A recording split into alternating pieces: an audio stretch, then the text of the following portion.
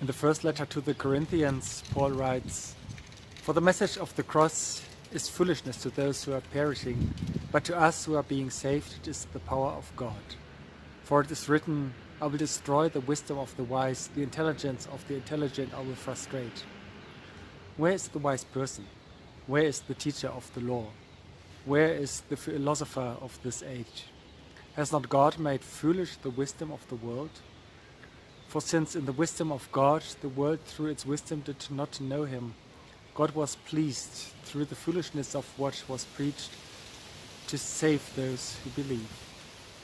Jews demand signs and Greeks look for wisdom, but we preach Christ crucified, a stumbling block to Jews and foolishness to Gentiles. But to those whom God has called, both Jews and Greeks, Christ the power of God and the wisdom of God. For the foolishness of God is wiser than human wisdom, and the weakness of God is stronger than human strength. It is always the others who are crucified, and there are many who are crucified in the name of Rome on the roadsides and squares throughout the Roman Empire. It is more than a punishment. It's a signal to all, this is the end of your journey to freedom. The power over your life is not yours. It can be taken from you very quickly. You don't have to be an escaped slave, a rebel, or a bandit. It can happen to anyone. You don't have to do much at all. It's enough to grieve for a crucified person, for they are hushed up. Physical death is followed by oblivion. Make sure you don't become one of them. See that the cross is not your destiny. See that the cross slays the others. He was in his 30s when they crucified him. Jesus, the carpenter's son from Nazareth, the preacher, the prophet, Son of God, who made statements like, "Blessed are they that mourn, for they shall be comforted," and "Come unto me, yet that labor and are heavy laden."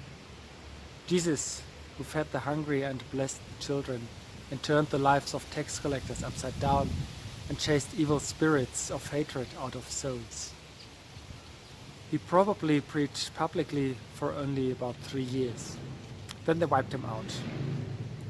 I think probably because what he proved was simply unbearable, that something else can replace the logic of the world.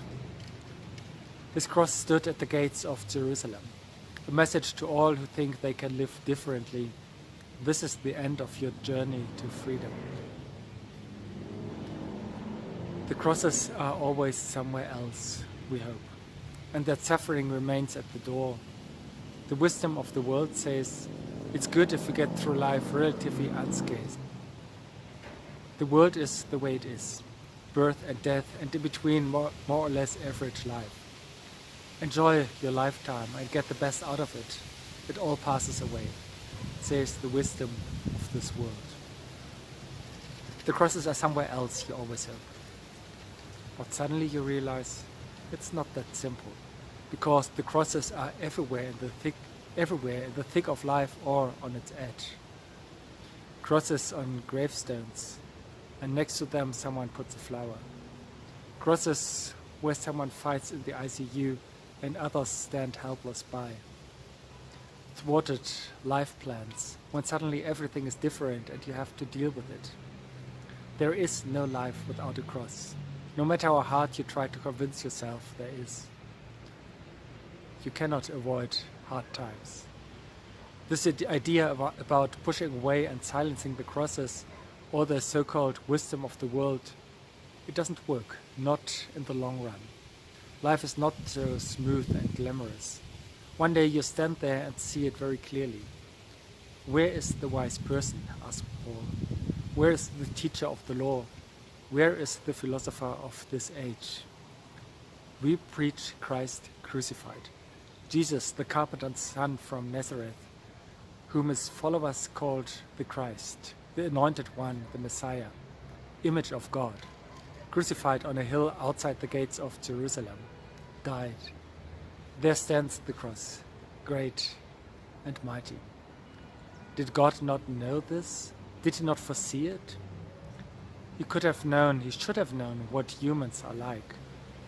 Or did he take the risk? Did he even want it? Did he take it to the extreme and provoke it? Did he say, if love, then to the last? A love that does not withdraw? For the foolishness of God is wiser than human wisdom, and the weakness of God is stronger than human strength. A love that does not run away.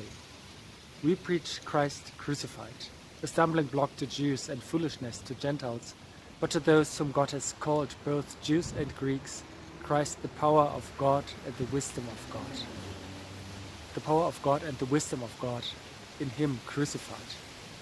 This is not get well soon faith, not a religion of winners and victors, because life is not like that. You're simply not always a winner. Sometimes you lie in the dust and have no strength left. Sometimes you make yourself hard so as not to break. Sometimes your tears run and you lose your grip. You must know, life is not sacred when the champagne sparkles and the skin is flawless and there are no crosses. Life is sacred when you love, when you give something of yourself. Life is holy because God loves you. We preach Christ crucified. We proclaim that God loves what is broken, that nothing, really nothing, can separate us from God, that He turns the world upside down.